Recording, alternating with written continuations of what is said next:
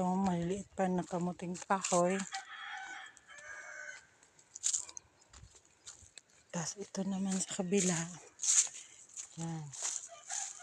Kakalinis lang.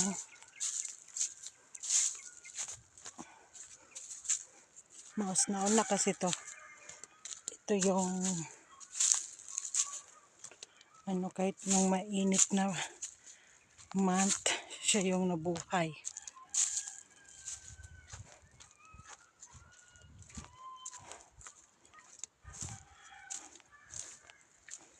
Dito sa amin guys lang kami dito, tagalinis, tagatanim.